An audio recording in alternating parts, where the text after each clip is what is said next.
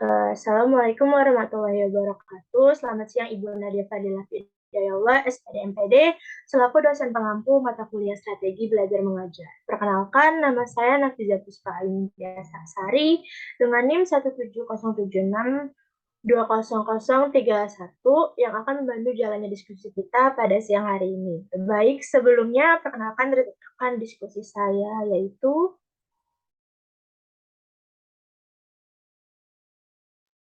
Nama saya Arifania Putri dengan NIM 17076200044.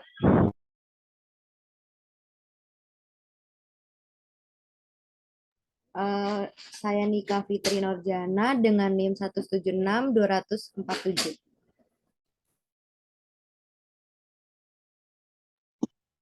Saya Rizka Yuliani dengan NIM 17076200030.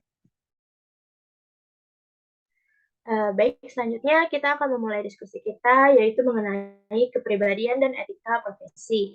Sedikit penjelasan ya, bahwa kepribadian dan etika profesi itu sangat diperlukan, terutama bagi seorang guru. Karena seorang guru itu merupakan role model bagi para muridnya. Jadi, menjaga etika dan sikap dalam mengajar itu sangat diperlukan, terutama mengenai pelaksanaan tanggung jawabnya dan pengabdiannya ketika mengajar di kelas karena harus profesionalitas. Nah, berbicara tentang profesionalitas nih, mungkin ada yang mau mencontohkan sikap profesionalitas dari seorang guru. Oke, izin menjelaskan ya, Naf. Menurut saya itu profesional adalah kinerja seseorang dalam melakukan pekerjaan yang sesuai dengan profesinya. Nah, seorang guru dapat dikatakan profesional jika seorang guru tersebut memenuhi beberapa indikator sederhana. Misalnya nih, saat mau ke kelas, guru tersebut datang tepat waktu, lalu menjelaskan materi dengan runtut, dan dapat memanfaatkan teknologi yang ada untuk menyampaikan materi agar muridnya tidak mudah bosan.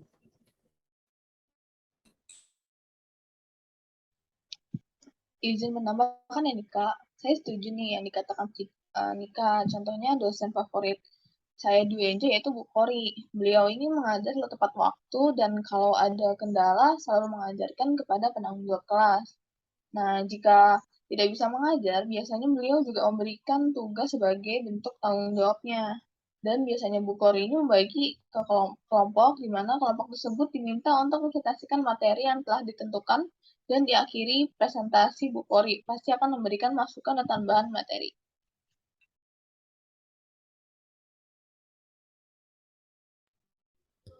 Izin menambahkan juga nih, jadi kesimpulannya, profesionalitas seorang guru itu sangat penting karena adanya guru yang profesional ini diharapkan akan memberikan perbaikan kualitas pendidikan yang akan berpengaruh terhadap prestasi belajar siswa.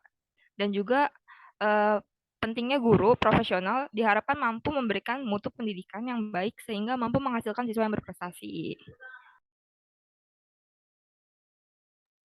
Baik, terima kasih Arifah atas kesimpulannya. Jadi, makna profesionalitas seorang guru itu izin nambahin dikit ya. Jadi juga ada nih 4 kompetensi yang harus dimiliki oleh seorang guru guna menunjang ke profesionalitasnya.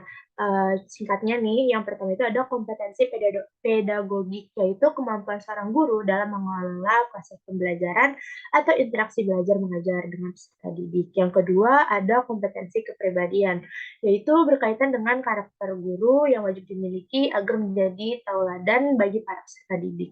Selanjutnya ada kompetensi profesional, yaitu kemampuan atau keterampilan yang harus dimiliki guru agar tugas-tugas perguruan dapat diselesaikan dengan baik. Dan yang terakhir ada kompetensi sosial, di mana merupakan kemampuan seorang guru dalam berkomunikasi secara efektif baik kepada masyarakat, sama guru maupun peserta didik itu sendiri.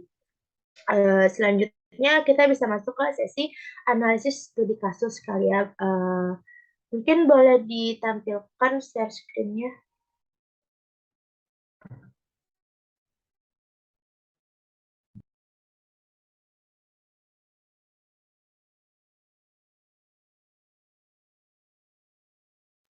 Udah kelihatan kan share screen-nya? Kelihatan.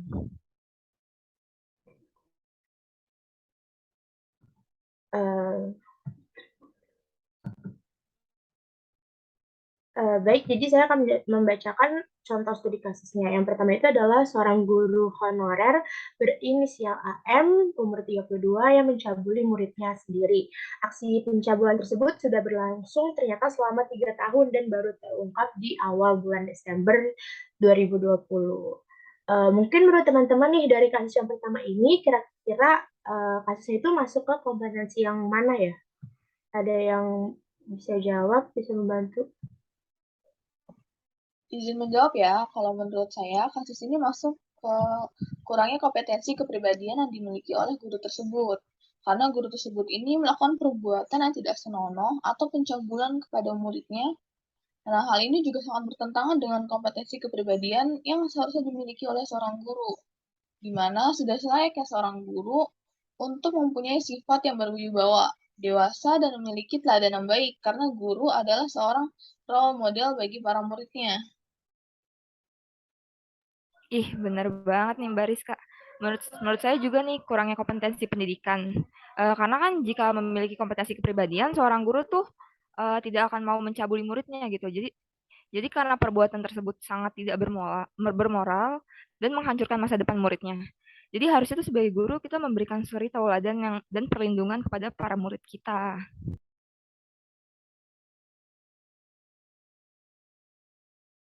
Iya, benar banget nih Mbak Rizka dan Arifa. Jadi mungkin sekolah tersebut dapat menindaklanjuti permasalahan tersebut dengan cara melapor ke pihak berwajib dan diberikan sanksi bagi si pelakunya tersebut, si guru tersebut dengan hukuman yang setimpal. Dan juga mungkin kita kan nggak tahu ya murid tersebut tuh nggak ngomong selama 3 tahun itu tuh kenapa.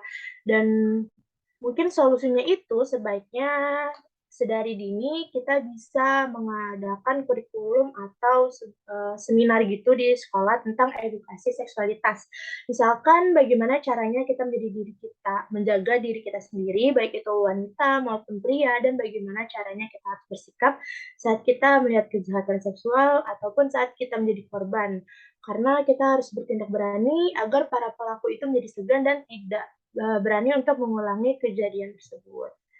Baik, mungkin kita bisa lanjut ke studi kasus yang selanjutnya.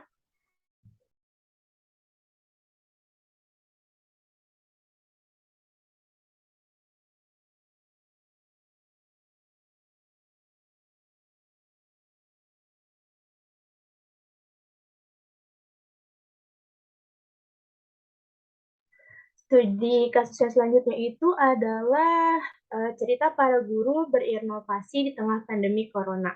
Seorang guru memutar otak dan bekerja sama dengan Radio Republik Indonesia atau RRI, Sanggau, dan komunitas guru belajar sebagai pengajar dan disampaikan lewat radio. Menurutnya, radio ini dipilih sebagai media penyampaian materi kepada murid karena bisa menjangkau semua daerah. Sehingga kini program belajar di RRI bisa didengarkan selama 1 jam, mulai dari Senin hingga Jumat. Selama program, ia juga menyebutkan para guru bisa berganti mengajar, memberikan materi yang mereka kuasai, dan tidak harus mengejar target dari kurikulum. Nah, untuk permasalahan yang ini, kira-kira masuk ke kompetensi yang mana ya? Ada yang bisa menjelaskan? Oke nih Mbak Nafija izin menjawab ya. Kalau menurut saya sih ini masuk ke kompetensi pedagogik sama sosial. Karena guru tersebut memanfaatkan teknologi yaitu radio untuk berkomunikasi dalam pembelajarannya. Sehingga guru tersebut dapat memberikan materi secara bergantian dan menjangkau semua daerah tanpa harus mengejar target kurikulum. Nah, bener banget nih Mbak Nika, saya setuju. Karena menurut saya juga kemampuan dalam merancang dan memanfaatkan berbagai media atau teknologi sebagai sumber belajar ini merupakan salah satu kompetensi profesional. Sehingga semua guru itu bisa menjelaskan materi yang mereka kuasai tanpa terhalang apapun. Hal itu juga menggambarkan bahwa seorang guru itu ikut berkontribusi dalam perkembangan pendidikan dengan masyarakat dan juga instansi sekitarnya agar materi pendidikan dapat diakses dengan mudah dan dapat dijangkau oleh seluruh daerah. Karena kan mungkin bisa menjadi nilai plus juga ya, karena di daerah-daerah terpencil gitu kan ada yang jaringan internetnya masih kurang, terus juga masih ada yang menggunakan radio. Jadi inovasi kayak gini tuh sangat diperlukan sekali. untuk di daerah-daerah. Baik, mungkin ada yang mau menambahkan lagi untuk studi kasus yang kedua ini? Kalau dari Mungkin aku sudah sih nggak ada. ya. Sih Oke, cukup. baik. Mungkin karena nggak ada, kita bisa lanjut ke studi kasus yang terakhir ya. Hmm.